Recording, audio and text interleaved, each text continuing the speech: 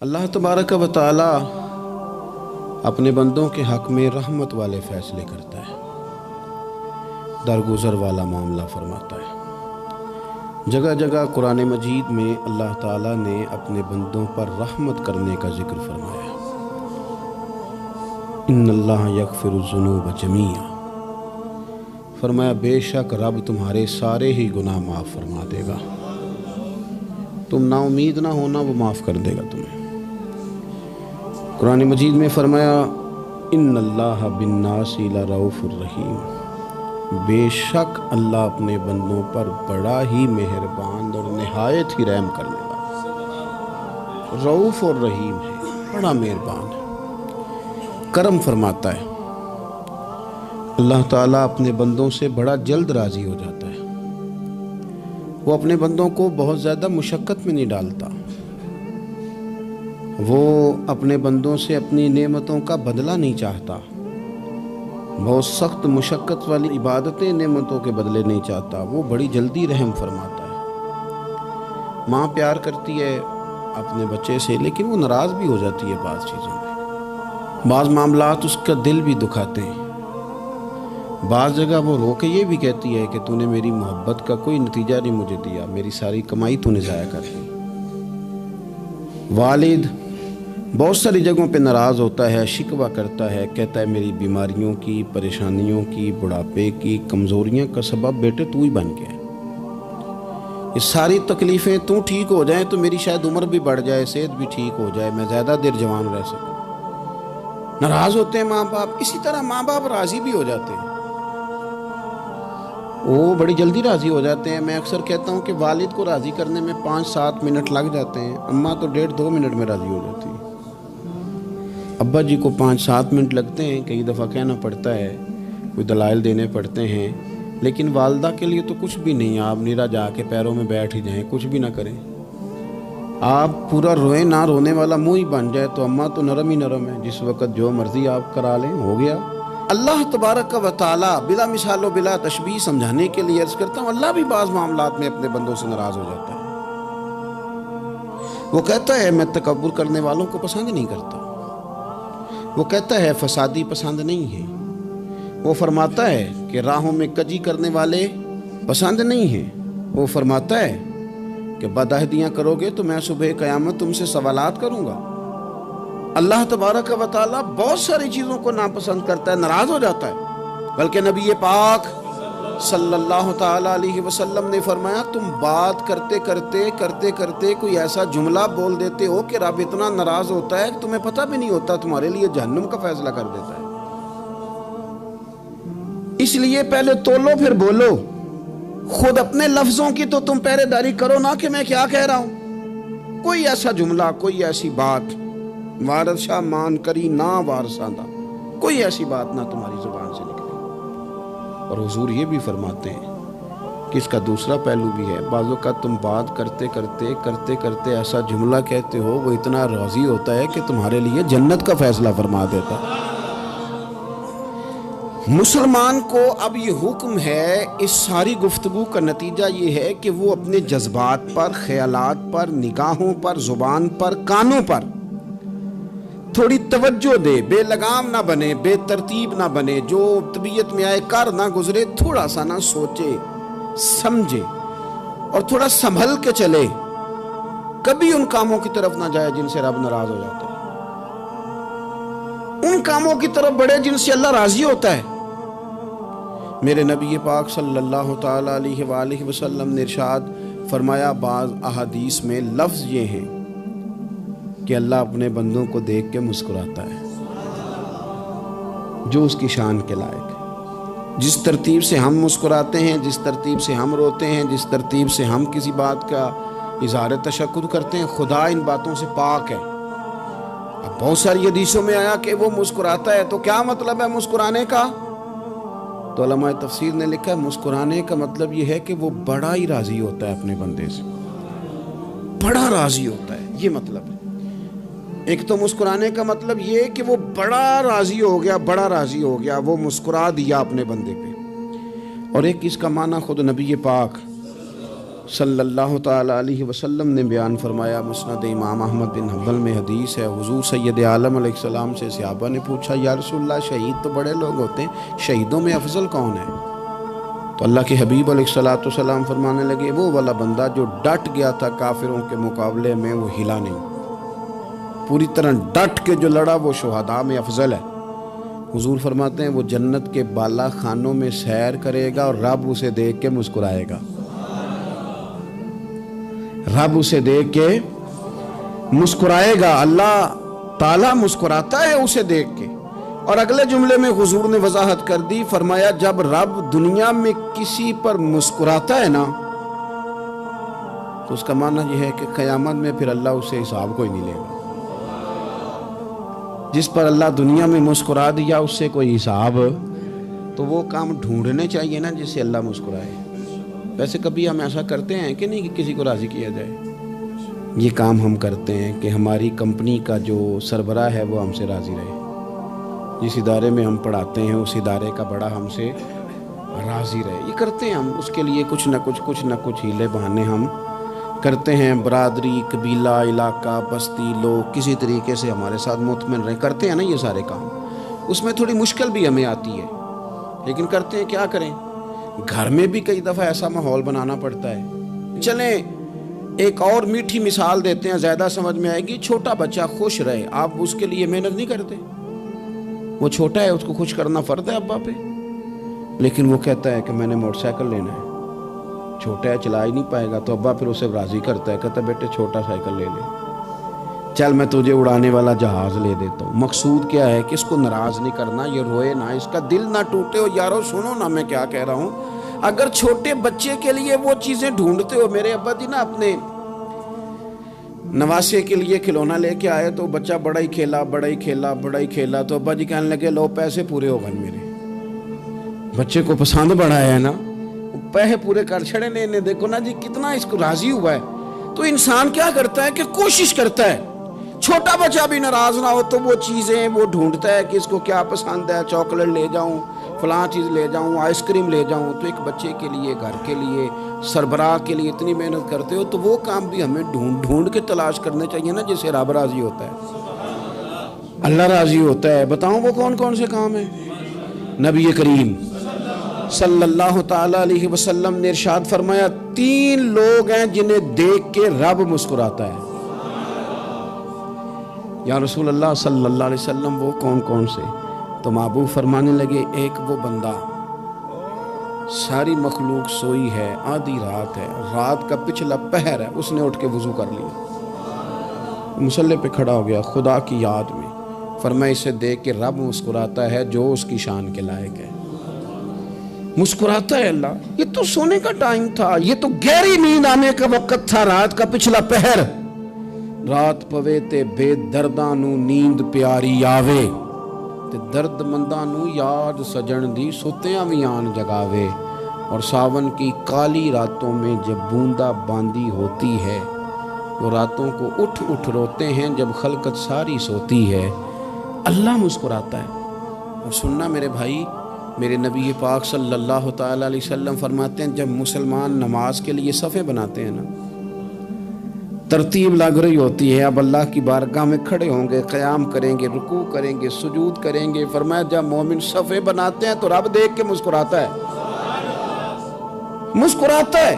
کمال ہو گئے عروج بندگی کا، جب بندے کو دیکھ کے رب مسکرائے۔ خدا بندے سے خود پوچھے بتا تیری رضا کیا ہے، مسکراتا ہے۔ اور میرے نبی پاک علیہ السلام فرماتے ہیں جب مجاہد جہاد کے لیے صفیں سیدھی کرتے ہیں، آج تو یہ رب کے نام پہ مرنے ہی آ گئے، یہ صفوں میں کھڑے ہوں گے، ترتیب سے لڑیں گے، ترتیب سے گلا کاٹیں گے کافروں کا یا شہادت لیں گے۔ فرمایا جب جہاد کے لوگ صفیں بناتے ہیں تو رب انہیں دیکھ کے مسکراتا ہے۔ کتنے نصیبوں والا وہ بندہ ہے جسے دیکھ کے مسکرا دیا۔ او یار کبھی تیرا بیٹا تیرے سامنے مسکرائے نا چھوٹا، تو تیرا دل باغ باغ ہو جاتا ہے۔ تیری ماں بیمار کسی ایک دن صحیح طرح ہنس پڑے تو طبیعت خوش ہو جاتی۔ مجھے بتاؤ نا جس کا رب بھی اسے دیکھ کے ہنس پڑے، جو اس کی شان کے لائق ہے، کیا اس بندے کے نصیبیں ہیں، کیا اس کے مقدر ہیں۔ آپ اس مقام پر اپنے آپ کو لائیں. اب دیکھیں نا یہ حدیث آپ نے سن لی, اب ہم نے نا اس طرح صفحے نہیں بنانے جس طرح ساری دنیا, اب ذرا صفحے بھی شوق سے بنائیں گے. آپ ذرا تھوڑا سا شوق پیدا کریں گے, بھئی یہ تو میں وہ کام کرنے لگا ہوں جسے دیکھ کے رب مسکراتا ہے. نبی پاک صلی اللہ علیہ وسلم نے فرمایا جب کوئی بندہ توبہ کرتا ہے نا, ہم توبہ کا رٹا لگاتے ہیں, یا اللہ میری توبہ یا اللہ. اور توبہ کا تو مطلب یہ ہے کہ پچھلے گناہوں سے پکی توبہ, آج کے بعد یہ غلطی نہ کرنے کا پکا وعدہ. تو نے ساری شب برات رو کے گزاری ہے, بتا سویرے جھوٹ جوڑنے کا ارادہ ہے تیرا, آج کے بعد رشوت تو نہیں نہ لے گا, ملاوٹ تو نہیں نہ کرے گا, یہ توبہ ہے. اور اگر سارے کام اسی طرح کرنے تو پھر یہ توبہ کا رٹا ہے, جتنا مرضی لگاؤ. حضرت علی بن ربیعہ رضی اللہ تعالیٰ عنہ فرماتے ہیں میں مولا علی کے ساتھ تھا, مقام حرہ کی طرف جا رہے تھے, حضرت علی نے ہاتھ اٹھا کے دعا مانگی ہماری تعلیم کے لیے, ورنہ حضرت علی ہم صحابہ کو محفوظ عن الخطا تو مانتے ہیں نا. ہاتھ اٹھا کے کہا اے اللہ ہمارے گناہ بخش دے, تیرے علاوہ کوئی معاف کرنے والا نہیں. اور پھر حضرت علی آسمان کی طرف دیکھا اور دیکھ کے نا حضرت علی بن ربیعہ کو تو مسکرائے. حضرت علی بن ربیعہ کہنے لگے حضور مسکرائے کیوں ہو؟ فرمانے لگے ایک دن میں حضور کے ساتھ اسی طرح آیا تھا, اسی طرح حضور نے دعا فرمائی تھی ہماری تعلیم کے لیے, اور پھر حضور مجھے دیکھ کے مسکرائے تھے اور فرمایا جب کوئی بندہ رب کی بارگاہ میں اس طرح استغفار کرتا ہے تو رب مسکراتا ہے, اور مسکرا کے فرماتا دیکھ لو میرے بندوں کو پتا ہے کہ میرے علاوہ معاف کرنے والا کوئی نہیں, انہیں پتا ہے. تم اس کی بارگاہ میں رجوع تو لاؤ, آؤ تو صحیح دو آنسو لے کر. اقبال کہتے ہیں کہ موتی سمجھ کے شان کریمی نے چن لیا, قطرے تو گرے میرے ار کے انفعال کے. دو میں نے آنسو بہائے تھے تو اس کے کرم نے تو موتی سمجھ کے چن لی. سنو نا حضور اس استغفار کو اللہ کو یار رات کو توبہ کر کے سونا چاہیے ہمیں. کچھ غلطیاں ہم کرنا نہیں چاہتے پر ہم سے ہو جاتی ہیں, کچھ دل ہم توڑنا نہیں چاہتے پر وہ ٹوٹ جاتے ہیں, ہماری مجبوری ہوتی ہے ٹوٹ جاتے ہیں. رات کو اس کی بارگاہ میں ہاتھ باندھ کے کشکول طلب دراز کر کے خوب استغفار پڑھنا چاہیے کہ مالک بندے ہیں نا کیا کریں, نفس کا ساتھ ہے, دنیا کا ساتھ ہے, خواہشات نفسانیہ, مالک معاف کر دے. درد سے توبہ, رسم نہ ہو, کہانی نہ ہو, لفظ نہ ہو, جملے نہ ہو, اور جناب ایسے لوگوں کے بیچ بڑے ہاتھ باندھ کے اور بڑا کوئی ضرورت نہیں. آپ اکیلے اپنی چارپائی پہ بستر کے اندر منہ دے کے بھی درد سے کہیں گے نا معاف کر دے تو وہ تو مہربانی بڑا ہے. میرے نبی پاک صلی اللہ علیہ وسلم مثال دیتے ہیں, فرمایا ایک آدمی صحرا میں جا رہا, صحابہ سے حضور خطاب کر رہے ہیں, فرمایا ایک آدمی صحرا میں جا رہا تھا, اس نے اپنی اونٹنی پہ کھانا پانی پیسے ہر چیز رکھی ہوئی تھی.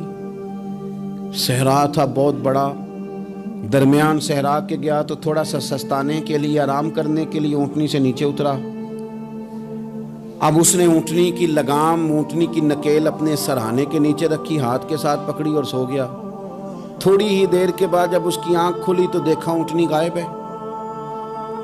صحرا میں وہ پیدل نہ آگے جا سکتا ہے, نہ پیچھے جا سکتا ہے, نہ دائیں نہ بائیں, کھانے کو روٹی نہیں, پینے کو پانی کا قطرہ نہیں, تھوڑا ادھر بھاگا ادھر بھاگا, تھک گیا.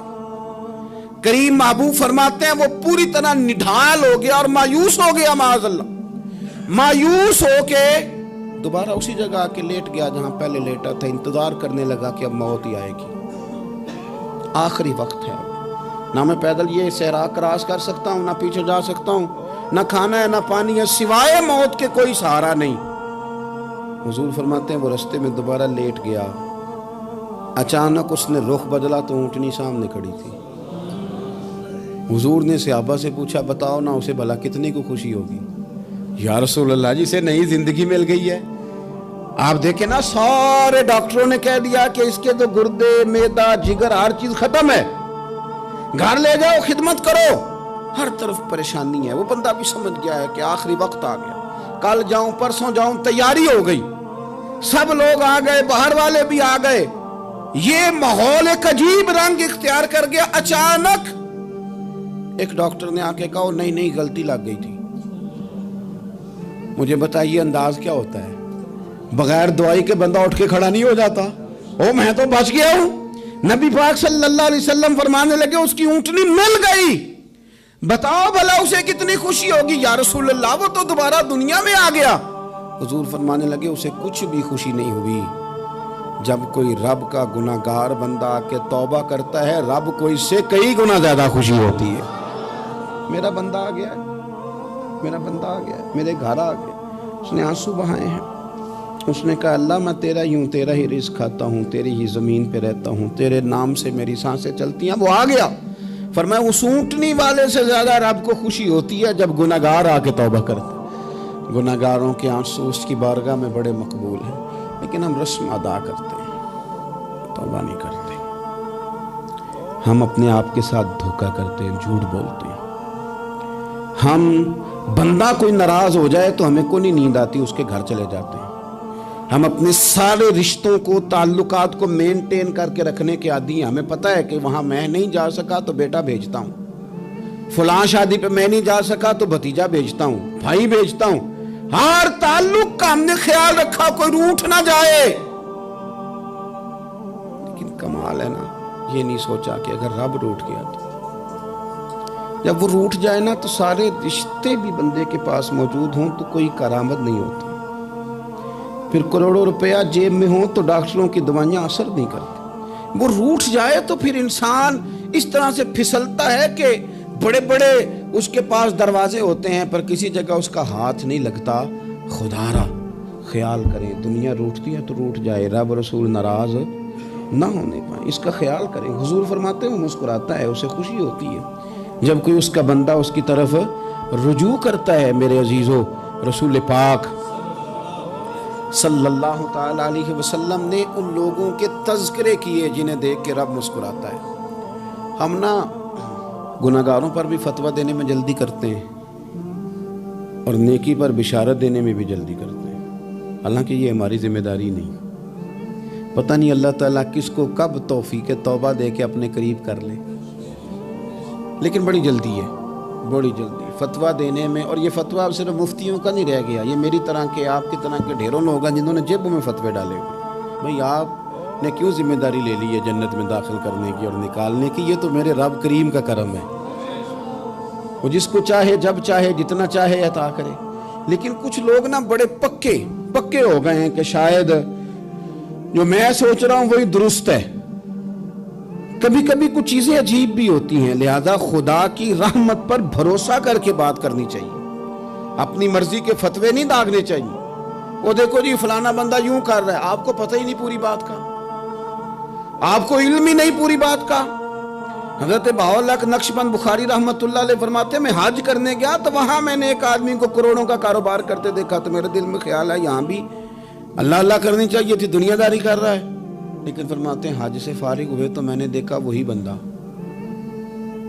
سارا کچھ رب کی بارگاہ میں خیرات کر رہا ہے، اور سینکڑوں غریب حاجی ہیں جن کو پورے خرچے دے رہا ہے۔ تو میں نے وہیں اپنی سوچ سے توبہ کی کہ میں کہاں تھا۔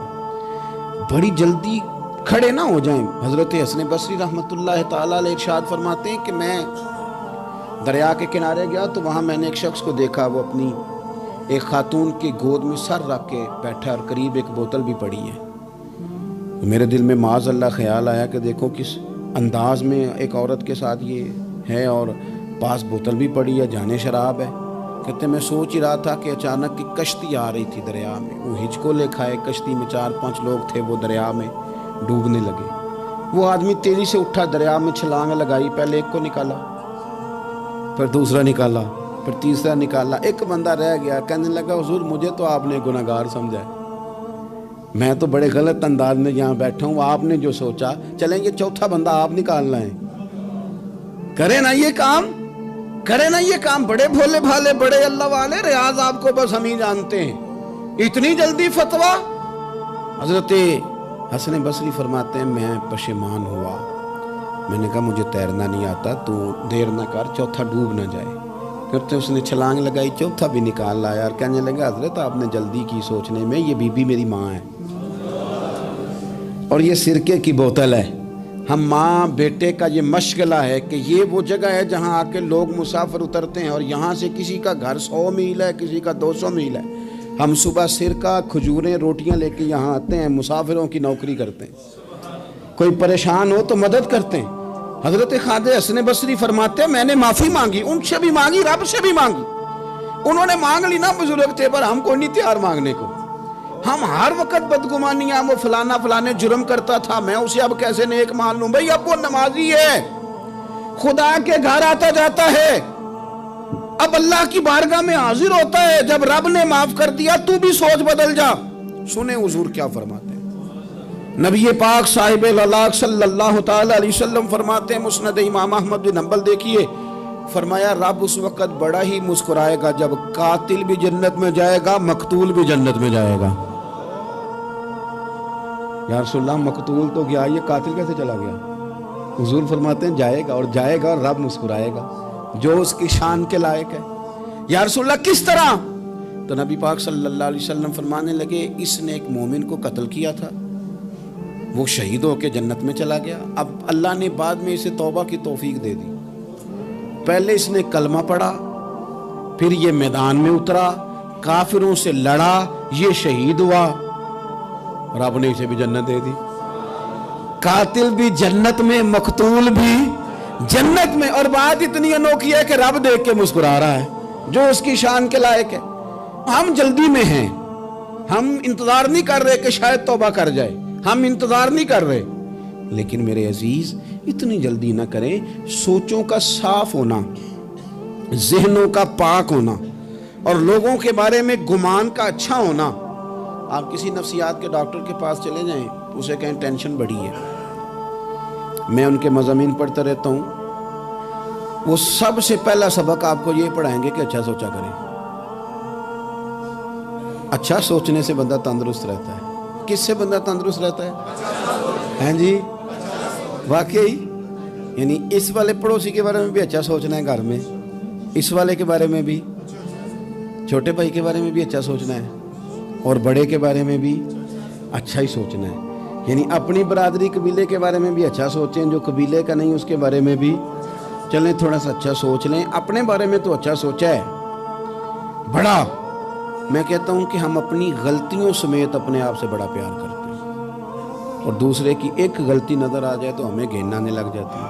آپ جلدی نہ کریں. مالک نے موقع دیا ہے بندوں کو، نہ وہ کسی کا رزق چھین رہا ہے، نہ سانسیں چھین رہا ہے، وہ اپنی زمین پہ چلنے بھی دے رہا ہے، رہنے بھی دے رہا ہے. تو جب اس نے موقع دیا ہے آپ بھی تھوڑا موقع دیں. اللہ بڑا کریم ہے، دروازے کھولے گا، اس کے بندے اس کی بارگاہ تک پہنچیں گے. بدگمانیاں اور پھر بدگمانیوں کا عروج، اور اس لیول تک جا کے بات کر دینا ہے کہ جہاں سے خوف آئے کہ یار یہ بات نہیں کرنی چاہیے. رسول کائنات سرور دو عالم صلی اللہ تعالی علیہ وسلم فرماتے ہیں کہ اللہ مسکراتا ہے. دیکھو ہمارے ہاں نا ایک اور بھی مسئلہ بن گیا ہے. میں نے کچھ لوگوں کو نا پکا، میرے پیارے ہیں، محبت ہے مجھے، تو میں چونکہ آپ میری کلاس ہیں، میں مشاہداتی اور تجرباتی باتیں بھی کر لیتا ہوں، اسی کی روشنی میں کئی دفعہ گفتگو بھی تیار کرتا ہوں. کچھ لوگوں نے نا پکا ذہن بنا لیا یہ کہنے کا کہ ہاتھ بڑا تنگ ہے. پکا آپ جس وقت پوچھ لیں ان کا ہاتھ اور بڑا ہی زیادہ تنگ ہے. آپ یقین کریں بہن کا جو خامند ہے وہ کہہ رہا ہے جا حصہ لے کے آ، تیرے بھائیوں کی کمائی تو نہیں تیرے ابا کی ہے، لے کے آ. وہ بیچاری اس کی منتیں کر رہی ہیں، کہتی ہے اگر جاؤں گی نا تو وہ کہیں گے حصہ لے جا، آج کے بعد ہمارے گھر نہ، میرا دروازہ نہ بند کرو، مہربانی کرو. اور بھائی سے بات کرتی ہے تو کہتا ہے ہاتھ ہی بڑا تنگ ہے، جب ٹھیک ہوگا تو دے دوں گا. نہ کریں یہ ظلم. ہمارے اپنے تڑپتے رہتے ہیں اور ہماری دولتیں اندر پڑی رہتی ہیں. ہمارے اپنے چھوٹی چھوٹی ضروریات کے لیے پریشان ہوتے ہیں، لیکن ہم بڑے بڑے بہانے ہیں ہمارے پاس. کہتے ہیں یہ نکما ہے، یہ نکھٹو ہے، یہ کام نہیں کرتا، اس میں فلانا ہے، بے فلانا ہے، بلہذا میں نے نہیں ساتھ چلنا. اظہار جب آپ کے اندر پیدا ہوتا ہے نا، اظہار جب کسی کے لیے آپ حساس ہوتے ہیں تو آپ کو بھی سرور حاصل ہوتا ہے. نہ کریں یہ کام کہ آپ کو اللہ نے وسعت دی ہے اور ہر وقت آپ ہاتھ تانگ ہونے کا رونا رو رہے ہیں. ہر وقت آپ یہ کہہ رہے ہیں میں بڑی آزمائش میں ہوں، جب خدا نے آپ پہ نہیں ڈالی. تو اتنے جھوٹ بولنا صرف اس لیے کہ میرے پیسے بچ جائیں، صرف اس لیے کہانی سنانا کہ حالات میرے بڑے خراب ہیں کہ کوئی بندہ میرے سے کوئی تھوڑا بہت قرض نہ مانگ لے. سنو، نبی پاک صلی اللہ علیہ وسلم کے پاس مہمان آ گیا، بخاری مسلم ہے. حضور نے ازواج مطہرات کے گھروں میں پیغام بھیجا، کچھ چیز ہے ضیافت کے لیے؟ یا رسول اللہ کچھ بھی نہیں، یہ دو جہاں کے شاہ ہیں اور پاس کچھ رکھتے نہیں، دو جہاں کی نعمتیں ہیں ان کے خالی ہاتھ میں. یا رسول اللہ کوئی چیز بھی نہیں. حضور نے صحابہ کے مجمع پہ نظر ڈالی، یا رسول اللہ صلی اللہ علیہ وسلم حکم ہو، تو حضور فرمانے لگے تم میں سے کوئی بندہ ہے جو اسے گھر لے جائے روٹی کھلائے؟ ایک صحابی اٹھے فوراً، حضور میں لے کے جاتا ہوں کھانا کھلاتا ہوں۔ فرماتے ہیں میرے گھر میں صرف بچوں کا کھانا تھا، یہ نہیں کہ فریزر بھرا ہوا ہے نعمتوں سے، صرف بچوں کا کھانا۔ یہ نہیں کہ کسی کو دیکھ کے اپنی ہنڈیا پہ برتن دے لیا، صرف بچوں کا کھانا۔ کہتے ہیں گھر گیا، بیوی سے کہا کیا کیفیت ہے؟ کہنے لگی بچوں کی روٹی ہے۔ میں نے کہا بچے سلا دے، صبح ناشتہ کر لیں گے۔ تو کہنے لگی آپ کیا کھائیں گے؟ تو میں نے کہا نہ میں کھاؤں گا نہ تو کھائے گی، مہمان جو نبی پاک کا ہے۔ کہا اچھا، اب ذرا تجویز دیکھو میاں بیوی کی سوجھی آپس میں۔ کہتے ہیں کھانا لگا دینا، کیونکہ ایک آدھ بندے کا کھانا ہے۔ اپنی غربتوں کا ہر جگہ اظہار کرنا، رونا رونا، یہ دیکھو غربت کیسے چھپائی جا رہی۔ اس کو کہا نہیں کہ چل تو تھوڑا رحم کھا، تو آیا ہے تو تھوڑا رحم کھا، یہ نہیں کہا اٹھ کے نا تو کھانا رکھنا اور اٹھ کے نا چراغ ٹھیک کرنے کے بہانے بجھا دینا۔ ہم دنیا والوں کے سامنے کیوں اپنے دکھ بیان کریں؟ ہم جو کہیں گے رب رسول کی بارگاہ میں کہیں گے۔ تو نا چراغ ٹھیک کرنے کے بہانے، اہلیہ اٹھی کھانا دینے کے بعد چراغ ٹھیک کرنے کے بہانے بجھا دیا۔ خامد بھی ہاتھ چلاتے رہے، بیوی کبھی برتن رکھتی کبھی اٹھاتی، پتہ چلے کہ کھانا کھا رہے ہیں، کھانا کھایا جا رہا ہے۔ کہتے ہیں مہمان پیٹ بھر کے کھانا کھا گیا۔ یہ کام ہوا رات کے اندھیرے میں، اس وقت ہوا جب چراغ بھی بند تھا، اس وقت ہوا جب کوئی دیکھنے والا نہیں تھا، کسی پڑوسی کو بھی خبر نہیں تھی۔ فرماتے ہیں صبح کے اجالے میں اس مہمان کو لے کے مسجد نبوی میں نے قدم رکھا تو نبی کریم نے فرمایا رات جو تم نے کام کیا ہے نا، اسے دیکھ کے میرا رب بڑا مسکرایا ہے، اللہ بڑا مسکرایا ہے۔ اللہ تر دامنی پہ شیخ ہماری نہ جائیے، ہم دامن نہ چھوڑ دیں تو فرشتے وضو کریں۔ یہ شان ہے صحابہ کی۔ نبی کریم علیہ السلام نے فرمایا رب رات مسکرایا تیرا یہ انداز دیکھ کے، اور اس نے قرآن نازل کیا وَيُؤْثِرُونَ عَلَىٰ أَنفُسِهِمْ وَلَوْ كَانَ بِهِمْ خَصَاصَةٌ۔ کچھ لوگ وہ ہیں جنہیں بڑی بھی ضرورت ہو تو دوسروں پر اثار کر دیتے ہیں، قربانی دے دیتے ہیں۔ رب مسکرایا ہے، اندر پیسے رکھے ہوئے ہیں، اندر پیسے رکھے ہوئے ہیں، اور بہن آ کے منت کر رہی ہے کہ بھائی حالات بڑے خراب ہیں، تھوڑی سی مہربانی کر۔ تو کہتے ہیں بہن پردہ یہ ہے بس، کیسے بتاؤں تجھے حالات، تجھے کیا بتاؤں کام کتنی مشکل سے چلتا ہے، یہ پردہ یہ بس۔ بہرحال اگر تو نے کہا ہے نا 50,000 تو میں زیادہ نہیں، کوئی 20 کو دے دوں گا تجھے، وہ بھی خاصی نیکی کر کے، وہ بھی بتا سکھا کے۔ رات اماں پہ علیحدہ سے احسان چڑھاؤں گا، ابا پہ علیحدہ سے چڑھاؤں گا کہ تمہاری بیٹی کے ساتھ تعاون کرنا، سارے علاقے کو ویسے ہی بتاؤں گا۔ اور وہ غریبنی بیچاری 20,000 لے کے گھر گئی ہے، پھر سفارشیں کر رہی ہے کہ مہربانی کرو۔ میں نے ایسے بھی دیکھے ہیں جو پہلے بیوی کو پکڑاتے ہیں تو دے، اس لیے کہ پھر وزیر اعظم تو ڈنڈا نکال لے گا تو بڑا مشکل ہو جائے گا پھر گھر میں رہنا، لہذا وہ یہ تو آگے لگ۔ یہ کیا لہجہ ہے آپ کا؟ یہ تو کسی کو بھی دیں تو چھپا کے دینے کا حکم ہے، کسی کو بھی دیں تو ہمیں حکم یہ ہے کہ سیدھے ہاتھ سے دینا ہے، الٹے کو خبر۔ اور یہ جو بالکل ہی اپنے ہیں ان پر تو پردہ پوشی آپ کے لیے ویسے ہی ضرورت تھی۔ میرے عزیز رب مسکراتا ہے۔ میرے نبی پاک علیہ السلام نے یہ اعمال ہمیں بتائے جن پر اللہ مسکراتا ہے، خوش ہوتا ہے۔ اور بعض لوگوں کو حضور نے نامینیٹ کیا، حضرت سعد بن معاذ رضی اللہ تعالیٰ عنہ عظیم صحابی تھے۔ یہ وہ خوبصورت صحابی ہیں جن کے جنازے کو کندھا میرے نبی پاک نے عطا فرمایا، حضور نے کندھا عطا فرمایا۔ کمال ہو گئی، نرخ بازار محبت کا انوکھا ہی ہو گیا، خود خریداروں میں شامل آ کے مولا ہو گیا۔ حضور نے کندھا دیا۔ حضرت سعد بن معاذ رضی اللہ تعالیٰ عنہ کا جب جنازہ اٹھا، ان کی والدہ رو پڑی، بڑے درد سے روئی، ماں تھی نا۔ ان کی آواز جب حضور تک گئی تو نبی پاک نے فرمایا آنسوؤں کو روک لے، آواز کو کم کر لے، تیرے بیٹے کی تو جب روح پرواز ہوئی ہے تو رب مسکرایا ہے۔ جس کے آنے پہ رب راضی ہو مسکرا دے جو اس کی شان کے لائق ہے۔ یہ تو وہ لوگ ہیں کہ جن کے جانے پر نا رب، وہ کسی نے کہا تھا کہ میرے مرنے پہ ہر سو شور مچ جائے گا، دیکھو گے میرے مرنے پہ ہر سو شور تمہیں پتہ چل جائے گا جب ہم جائیں گے، میرے مرنے پہ ہر سو شور مچ جائے گا دیکھو گے، اور کہنے الوداع سرکار خود تشریف لائیں گے۔ اور درویش کہنے لگے بعد مرندے مکھڑا میرا ہو جاوے جے تازہ، پھر سمجھ لینا محبوب میرے نے آن پڑے ہے جنازہ، اور عاشق کا جنازہ ہے ذرا دھوم سے نکلے اور محبوب کی گلیوں سے ذرا گھوم کے نکلے۔